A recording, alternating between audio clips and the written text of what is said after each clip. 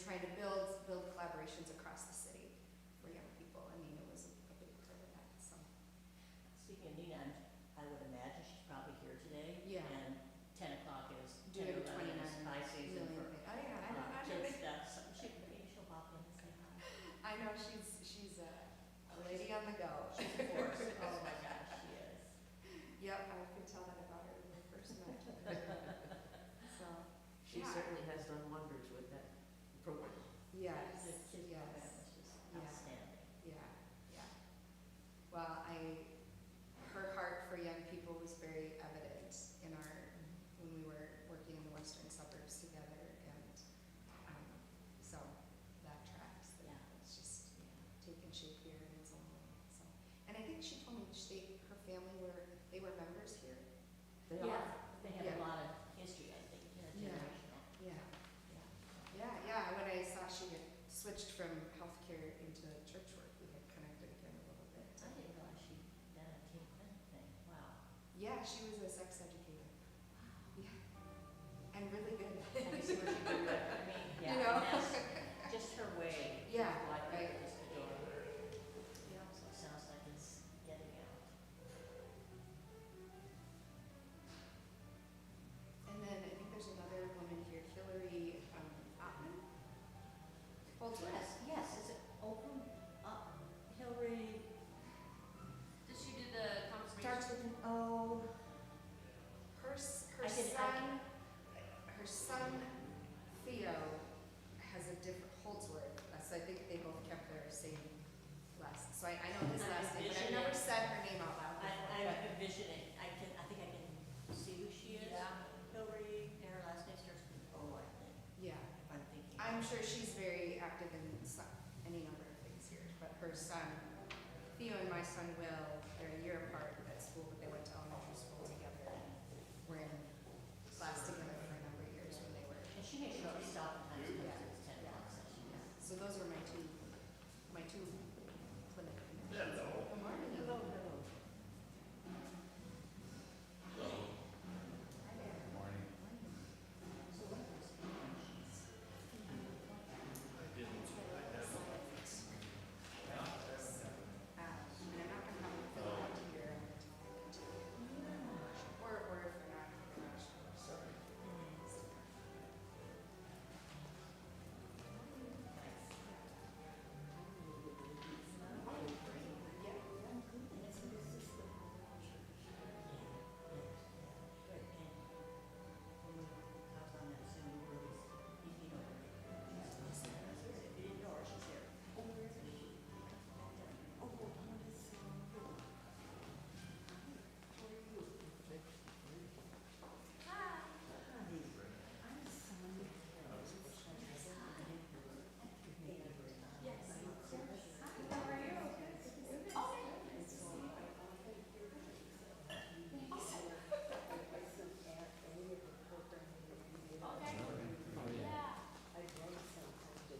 Oh, for sure, we can set something up, and then I'm doing my talk here, the 10 o'clock hour in, a couple weeks, but, yeah, do you wanna wait till all of that, or do you wanna do like?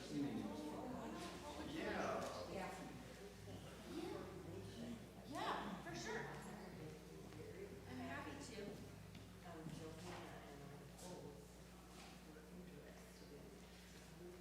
Yeah. Would you like to set up like time to go for coffee or just like? Okay. Can we just get it, like, you want? Good morning, and welcome to Plymouth Sunday Forum. We're very glad you're here, whether you're with us here in person or online. Just a housekeeping note, please, when you ask questions, use the microphone, which we will pass around, so everyone both at home and here can hear the questions. We're privileged to have with us this morning Kristin Fruge from Augsburg University. She is the managing director of the Bernard Christensen Center for Vocation and also the program manager at Riverside Innovation Hub, where she has worked with learning communities of local congregations to explore the public church framework. 3 Plymouth members, Theresa Voss, Tracy, and Nina Johnson, were part of a 2-year cohort, which ended a year ago this past summer. Their insights have enriched the work of our campus task force immensely.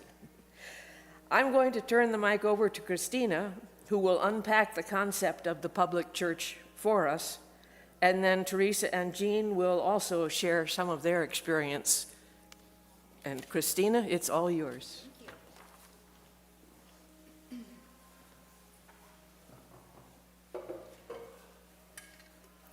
Thank you, Jackie, and friends at Plymouth. I'm just going to wash the coffee down here quick. All right. Well, we'll welcome folks as they make their way in from worship. So as Jackie said, my name is Kristin Fruge. I use she, her pronouns. I had a slight job title change. I'm now the Director of Congregational and Community Initiatives at Augsburg, and primarily that means leading the Riverside Innovation Hub. And as she mentioned, Plymouth was a partner in that project from 2021 to 2023. And the invitation here today is to share a little bit more broadly with folks who maybe weren't on that team what some of our work is about, but also to come alongside of the already good questions and good work and commitments and values of this community. I think whether folks were a part of Riverside Innovation Hub or a part of the campus task force or other parts of this community, I just understand that there's a deep imagination here for being a part of the common good, for wanting to be an active and faithful person out in the world, and so we're in good company right now, and I hope that what I can share today just furthers along those curiosities, the wonderings, the conversations, the commitments that are already pretty well rooted in this place. So I will share a little bit of background and context. I have some stories to share. I know our time is fairly limited, so we won't cover all the bases. I'm going to try to give you some of the high points, and know that I hope from today conversation continues. I hope that what's offered today can just be threaded into the good work already happening here, and know that I'm always up for more chatting.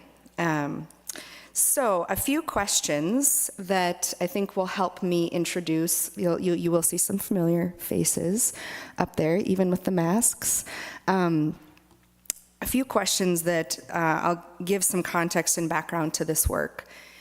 I'm going to actually start with the middle question there. What is public church?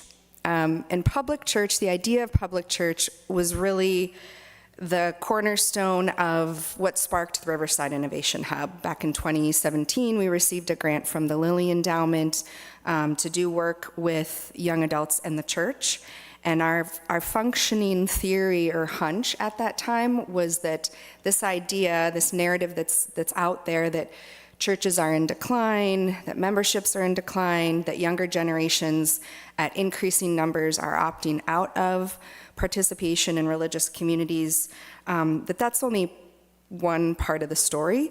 Our hunch was that part of what also is going on there is that our churches in many ways have left the public spaces and have been absent in the public spaces where folks are living their lives, want to make meaning, want to be a part of contributing to the common good, need help navigating the challenges out in the world. And if we could come alongside churches, help them do that deep discernment work to re-engage the public spaces that they're a part of, that if we could help churches kind of turn themselves inside out, that could be a game changer, both for Christian community or for folks that want to be a part of community, but also for our mutually thriving neighborhoods and places. And so that's kind of been the cornerstone idea of this public church work throughout the Riverside Innovation Hub's time that we've been able to continue to get funding and continue to have church partners that want to be doing that work with us and with others in their context. So the Riverside Innovation Hub, as I mentioned, started back in about 2017. We're actually in our third iteration right now, our third round of working with churches. We've typically had around a dozen or so churches in each learning community, and Plymouth was a part of our second learning community.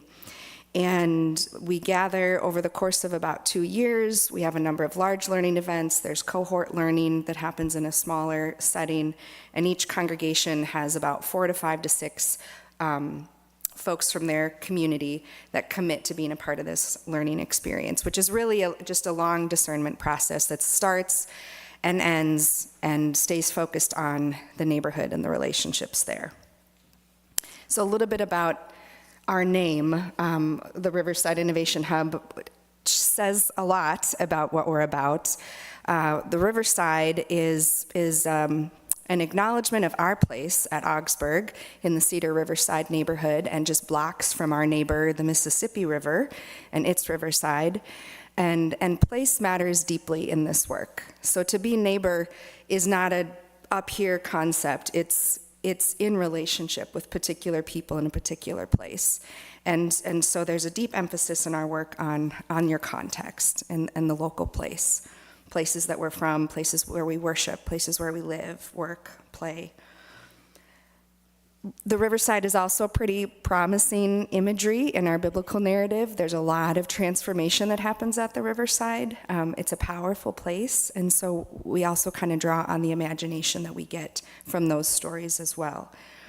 Innovation is a bit of a buzzword these days, but what it's speaking to is that co-creative capacity we have with one another, with God, to be using our creativity and our imagination to respond to the world around us and to respond to the opportunities and the challenges there, and a belief that we can do things we haven't done before. We can do things that we're scared to do. And so that co-creative idea isn't really important in this work. And then Hub is just a way to name the importance of doing this work in community. When you're doing hard things, when you're asking hard questions, it sure helps to have other folks in your corner that are doing that alongside of you, and it's more fun. These guys were fun to hang out with. And so the last question, by way I'll introduce this work on the screen here, is what does it mean to be a vital neighbor? And this is a question that was birthed out of this community of folks that have been gathering around the public church work. And we had a pastor, Brenda, from Bethel Lutheran over in the Bancroft neighborhood. She said, there's so much talk in congregations about church vitality and are you a thriving congregation? And she said, this kind of frees us up to think about that in a new way. Are we vital neighbors? What if that were the marker of a vital and healthy and thriving congregation, is to be a vital neighbor in your place? And I think if I had put these questions up here without any explanation, you all probably could have answered this third question, right? You all have neighbors and stories and anecdotes and times when you've had a need and a neighbor has been there for you. This summer I had surgery, and my next door neighbor, Jenny, became a lifeline when just 5 days after my surgery, we ended up with lice in our house. And I've been a parent for 17 years and have never had lice. And then, that was the week we got it. So, hey, Hillary. Speaking of neighbors. And so she showed up and she deliced my whole family, and she helped us clean, and she brought me a meal when I was at my breaking point and didn't want to talk to anybody. So we know what this is to be a vital neighbor. I think there's a bigger imagination that we're inviting folks into. What does it mean for a church to be a vital neighbor? What does it mean that you're the kind of church that your neighbors know they can go to when their kids get lice? Or whatever the crises may be, right? And to celebrate with those neighbors as well. Who are the neighbors that you can go to celebrate, that you want to share your good news with? The other thing, just to say here, to emphasize, is this idea of neighbor. While we probably have our own connotations for that, there is this larger invitation behind this word. There's a lot of othering that happens. We're human beings, we do that. And there are forces out there and people out there that want to divide, that want to other, want us to pin different folks against one another, say some people are better than others. And this idea of neighbor tries to disrupt that. You know, in the worst case scenario, that othering leads to, well, that's my enemy, that's the threat. And there's a lot of rhetoric out there trying to encourage that kind of story. That's not the kind of story we want to live into. We want to live into a story where the other person, the person we don't know, is a neighbor and a potential relationship that could be formed there. And so there is this larger invitation to invest in a different kind of story, right, than what the world is tempting us to believe. So for Plymouth, these were some questions that that Jean and Theresa had shared with me when we were touching base before today. Some questions that you all have been asking here, specifically your campus task force, who's been wondering about this neighbor work, this vital neighbor work in this place. You've got a lot happening in your neighborhood, I know that. And that no shortage of opportunities and no shortage of challenges there. And so I love these questions. How are we called to be present in our own community? What do we want to become? Who do we want to be? And I want to offer you two more. Who does our neighbor need us to be? And now that's going to mean not just the people in this room can answer that question. You're going to need to find out what other folks in the neighborhood are going through. What are their heartaches? What are their hopes? What do they love about this community? Where's their favorite place to eat here and why? But who does our neighbor need us to be? And then how would our neighbors know we love them? And this is a question I'm borrowing from a friend, Matt Anderson, who co-founded Flourish Placemaking with his brother Tim. They work with congregations that are asking these kinds of questions about their building and their space. And I actually think they've maybe been in conversation with some of y'all here. Campus task force people are maybe shaking their head right now. But Matt was telling me they talk often with churches like, well, what are your values? What are your core beliefs that can root this imaginative work we do about your space? And they say, well, we believe, God calls us to love our neighbors as God loves us. And he's like, 100%. How would your neighbors know you love them? Is this a warm feeling you have in your heart? Or is this showing up in the way you interact with folks? Are you showing up and delicing your neighbors? Is that how you're showing them you love them? And so it's a question to spark that innovative, co-creative wondering and imagining of what else is possible. So I did want to share briefly a couple stories with you from some of our other congregations. As we've learned, one of the biggest things I think the Riverside Innovation Hub has been able to offer this work is just bringing folks together in community to be supported by others and inspired by the stories of others and to commiserate when the things you try fail miserably. And so I'm trying to extend that community a little bit to you all here by sharing a couple stories from our network of folks. Emmanuel Lutheran Church is out in Amherst, Massachusetts. We have a distance learning cohort this round. And they, just a little bit of their story, which is still very much unfolding, but a few months after COVID started, they had a neighbor, Craig's Doors, which is a local shelter that reached out to them. And as we all remember, that was a time when anything that was already going wrong in communities got more intense, and that included folks experiencing homelessness. And so they needed more beds. And they asked Emmanuel if they could open up just a temporary 4 months, maybe overnight shelter, 7 p.m. to 7 a.m. And with some trepidation, they're a small little church, and their council said, okay, we're really nervous about this, but we know it's the right thing to do.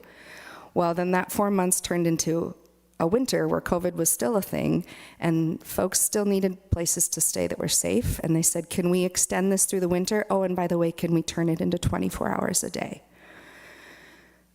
Again, with trepidation, the council said, yeah, I think this is probably the right thing to do.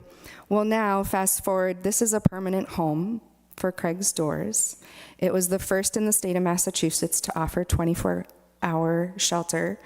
And it's caught the attention of the governor and others that study these trends and want to, think about how they address the needs of folks in their community that are unhoused.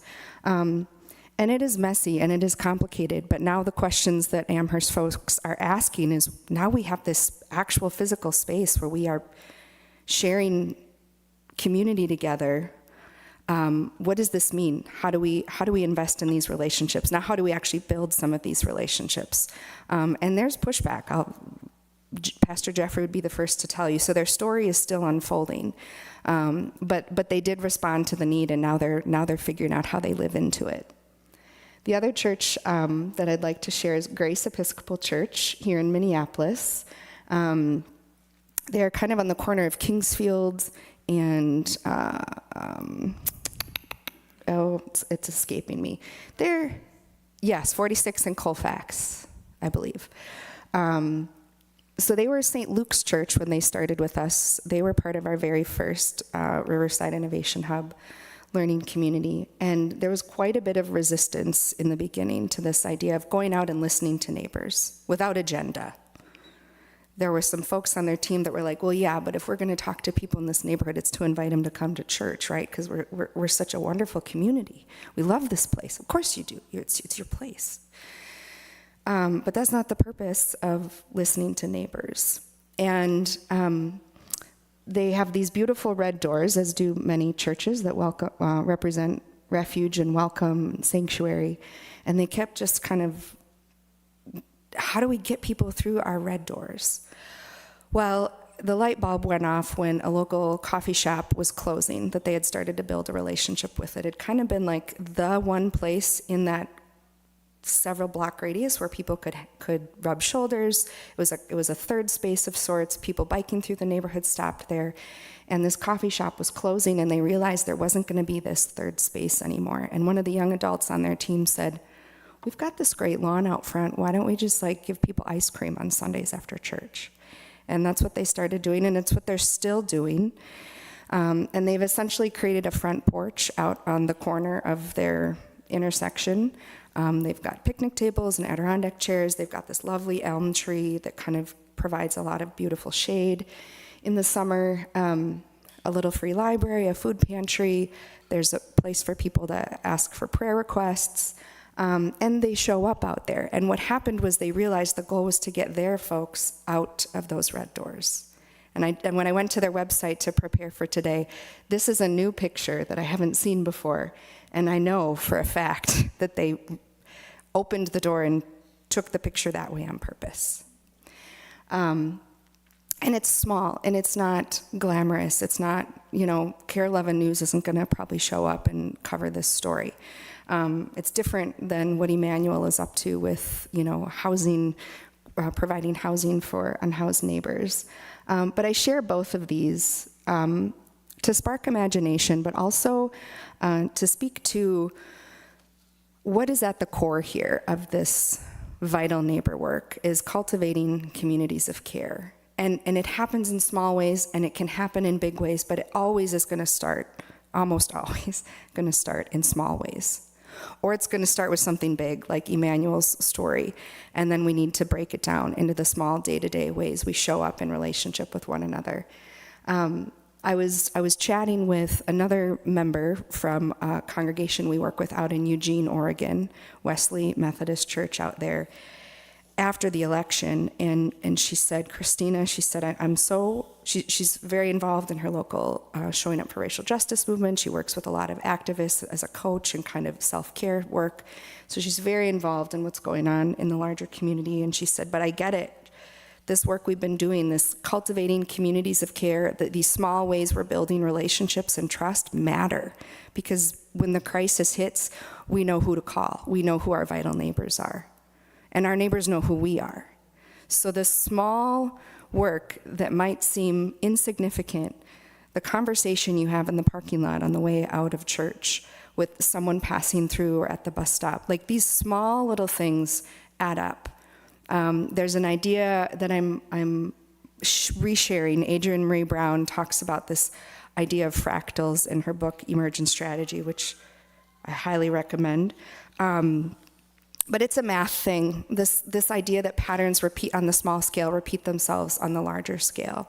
So you look at the human fingerprint, you look at the pattern in the rings of trees, and then you scan the heavens and you see the pattern of planets orbiting the sun. Like this repeats from the very small personal level to the cosmic level.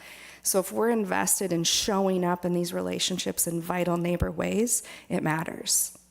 So don't discount the small stuff, because that's what it takes to get to the bigger stuff, to the impact. And it could be a really big thing for that one person that you have that connection with.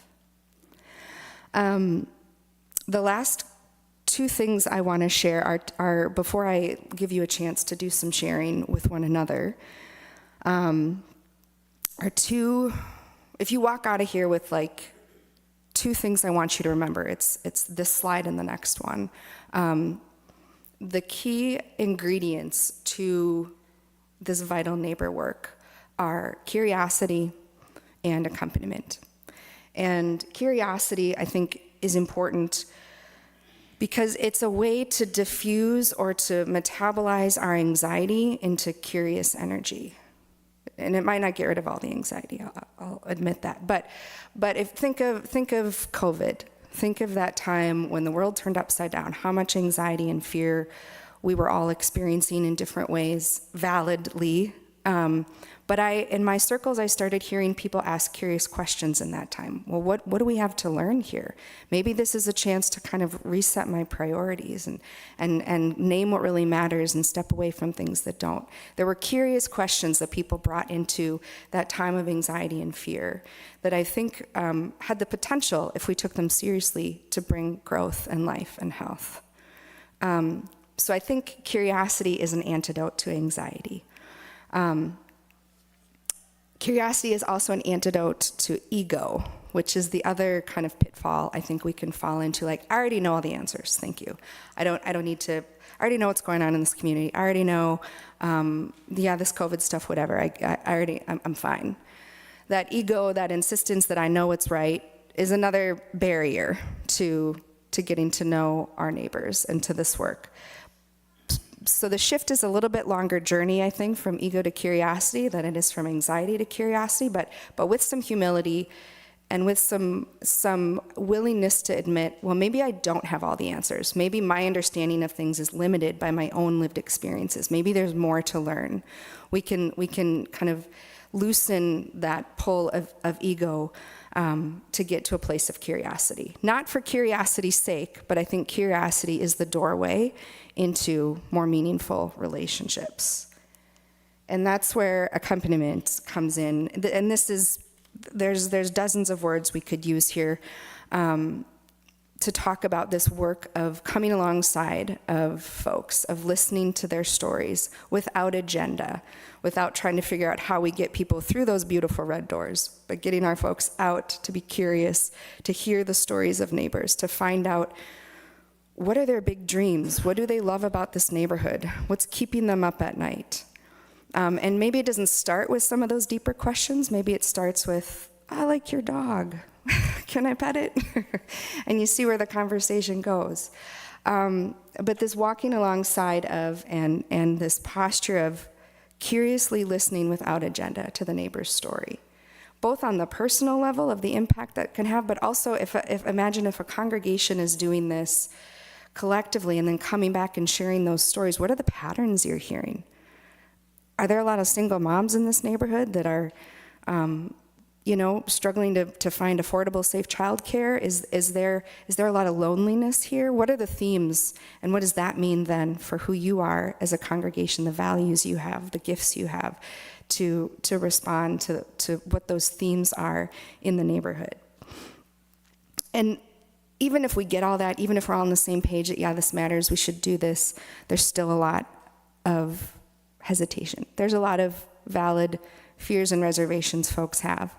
And what I want to share is the good news that you actually know how to do this. You already do this. My friend, Pastor Brenda at Bethel, was just recently sharing a story about talking about encouraging her congregation and her council in particular to seek out ways to do some listening. They have a whole city block over in South Minneapolis so they have a lot of people on their property with a garden and some other things going on there, and a lot of people using their space for activities during the week. And she said to one of her council members who said, it just makes me so nervous to talk to people. I don't know how to talk to people. She said, well, you talk about your grandkids quite a bit, don't you? She said, you know how to be a grandma, right? And she's like, well, yeah. She's like, be a grandma. How do you show up here and be a grandma, right? That's my daughter and my in-laws, her grandparents, her mama and papa. We know how to show up. We know how to show up and come alongside of folks. So maybe it's as a grandparent. Maybe it's as a friend, that buddy, that person that, will show up and listen or just be with you in the tough stuff. We know how to do that. We know how to be there for our elders and those in our family that have helped raise us and teach us. We know how to respect them. We know how to show love for them and look out for them. Or a teammate, right? Or any of these other roles in relationships you have that really matter. We have the skills to apply to stepping outside of our comfort zone with folks maybe we don't know as well, with this curious posture of listening. And what I'd like to do for the next 10 minutes or so is give folks a chance to do some of this in the room. I've been told you like to chat. So if you don't like this activity, you can talk to Theresa and Jean later. So these are some of my team's favorite accompaniment questions. And there's dozens more. And you all may have some favorite questions you like to ask folks too. But these are some of our favorites.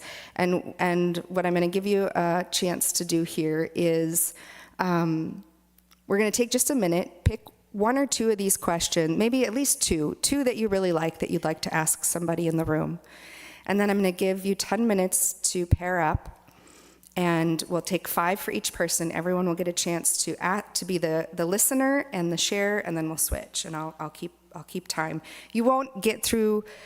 You might only just start to scratch the surface on one of these questions, depending on how deep folks want to go. But just a chance to do some listening with one another. Again, without agenda. But I really want to get to know your essence and who you are and what your story is about. And so pick at least 2 of these that you think would be fun to ask. We'll keep this up here while you're chatting if you need more questions. And I'm not going to make any rules about who you talk to. You can pick someone you know if that's your comfort zone, or you can choose to push yourself out of your comfort zone a little bit and chat with someone you don't know as well. All right? Go team. You got this?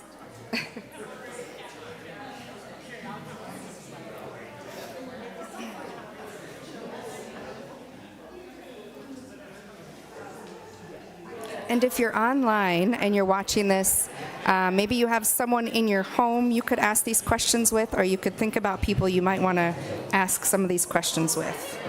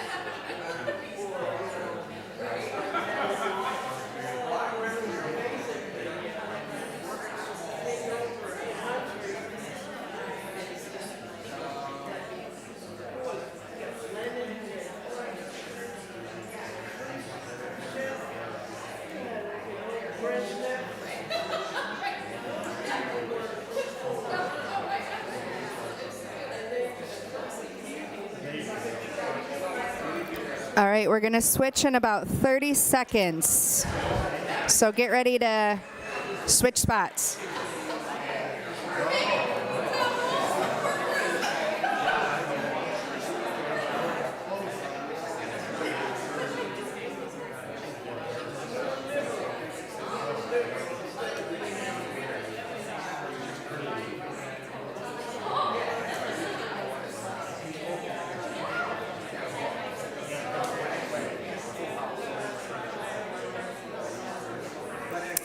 All right, if you haven't switched yet, the person who is the listener now gets to be the sharer, and the sharer gets to ask their questions.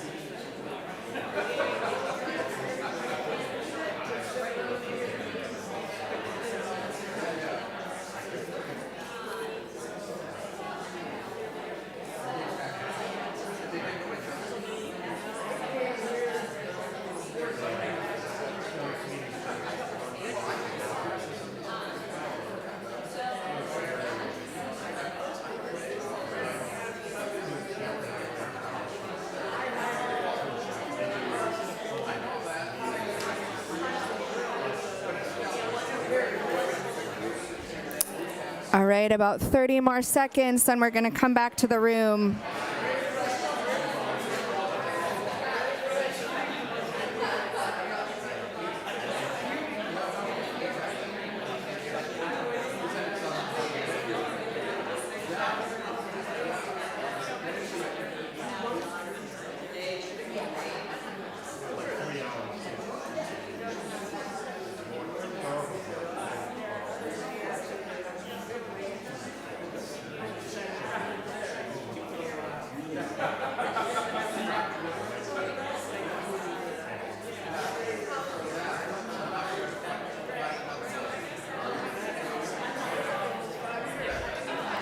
All right, everybody. I know we opened up a lot of energy here, but we have about 10 minutes. Yeah, I know. Yeah, I get Jean and Theresa were correct. This is a chatty group. Well, we're going to get to talk more. I just want us to talk together. So I'm not a good whistler. Oh, if you can hear me, clap once. If you can hear me, clap twice. If you can hear me, clap 3 times. Okay, all right.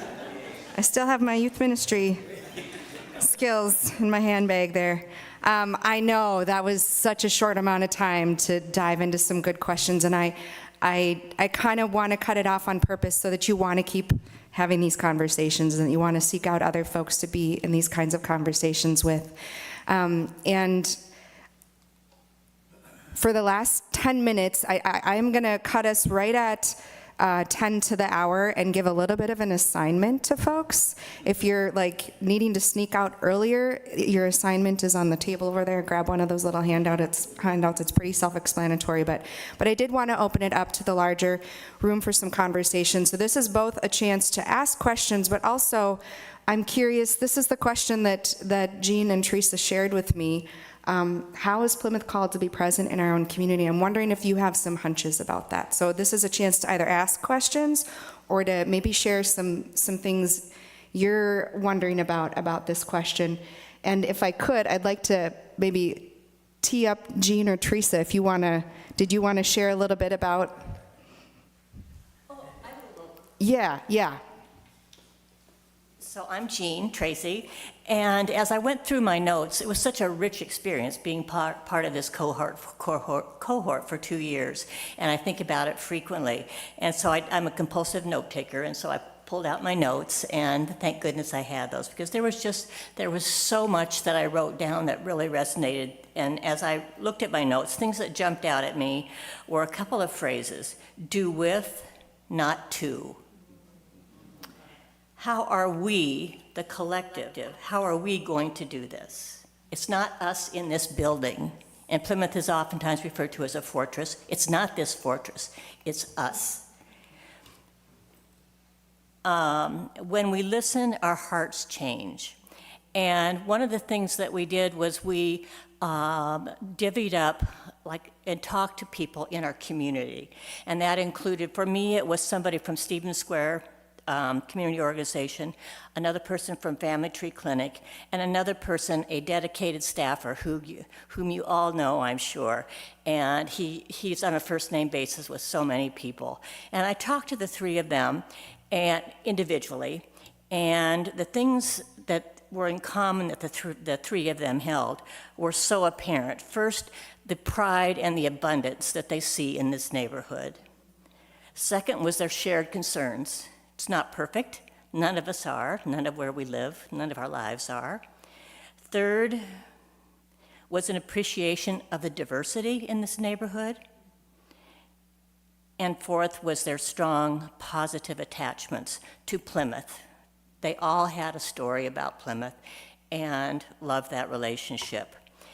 And as I think now, and Theresa and I and Nina have often talked about, so what are we going to do? I'm a compulsive list maker, list checker offer, and what's the plan?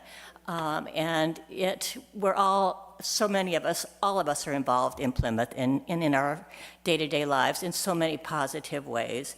And the phrase, moving at the speed of trust, sticks with me. You can't make a list and check it off and say, I'm going to be done with this in 6 months. It's ongoing. Thanks.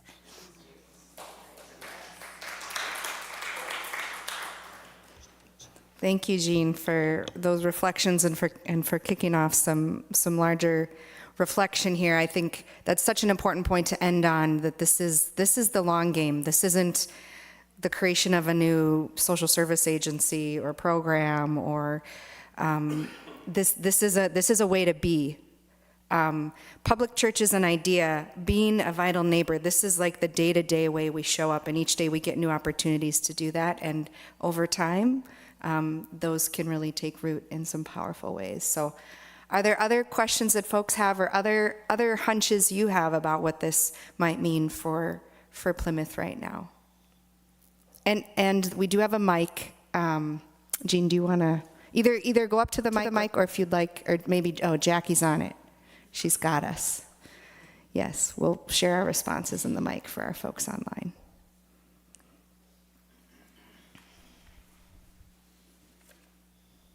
Hi, I'm Sonia, and connected with the Campus Task Force, like many people in the room.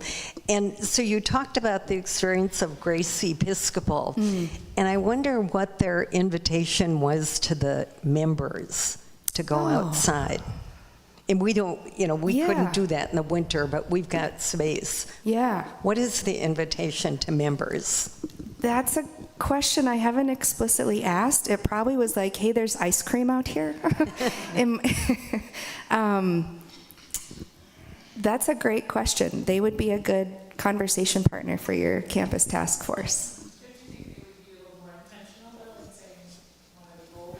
Yes. I mean, a little facetious and just saying ice cream, but no, I mean, this has taken root, and this idea of the call to be a vital neighbor has shaped all of the transitions they've gone through, from a pastor leaving to the merger with another Episcopal church, to the calling of the new pastor to their merged congregation. And so they are doing the slow work. They started with us in 2017.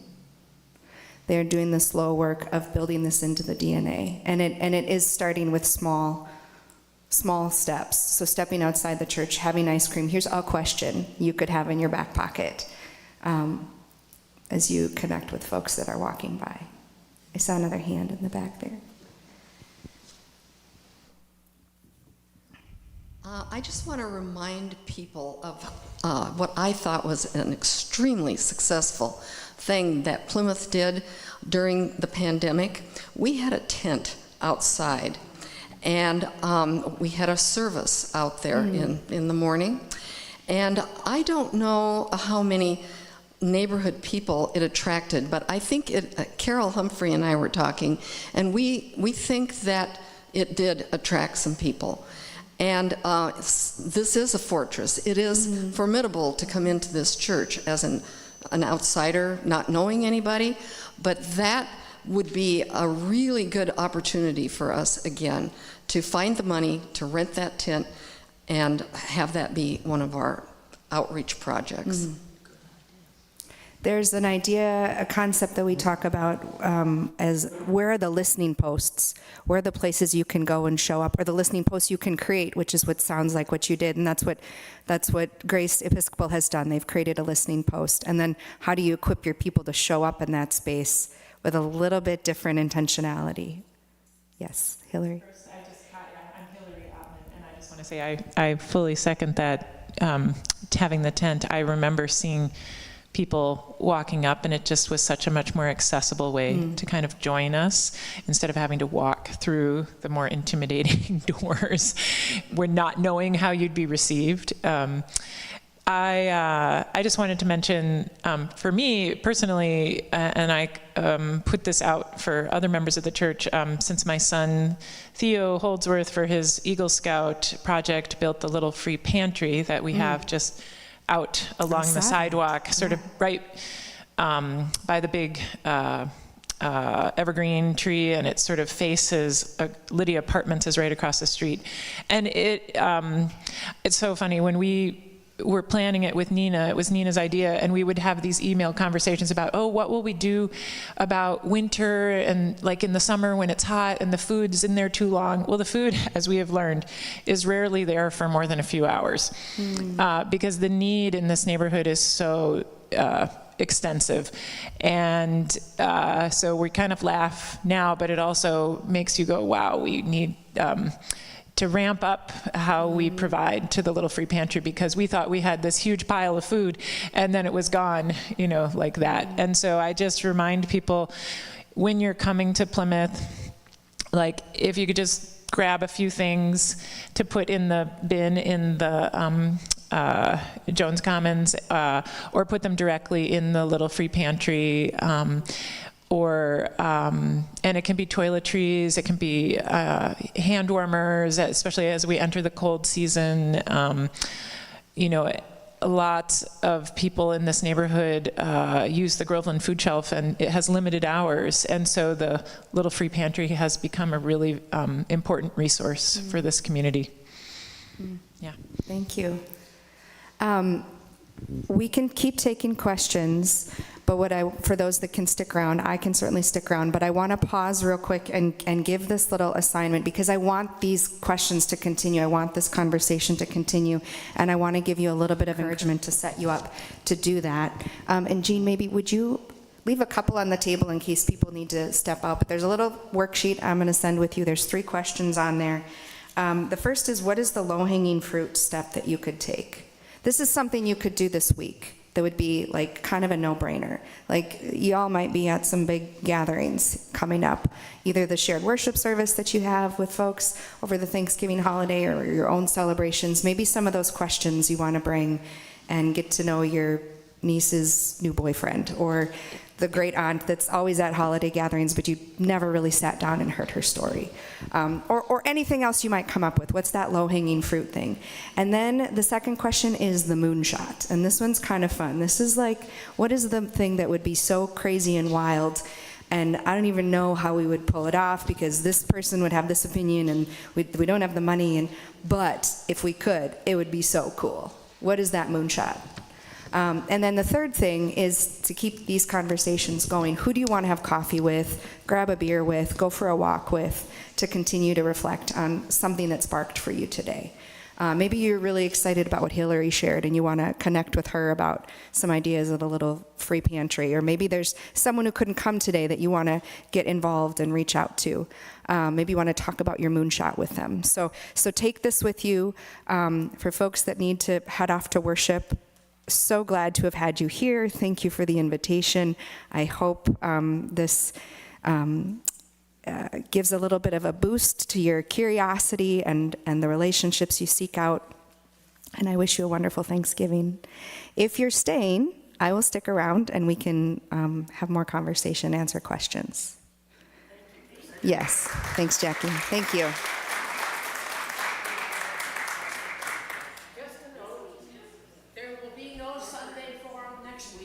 We're going to give you a day to recover from Thanksgiving.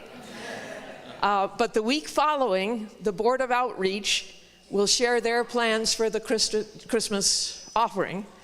And Katie Dillon will speak, and we'll have with her the Street Voices for Change, which is a group you will want to hear. Thank you very much. Thank you, Christina.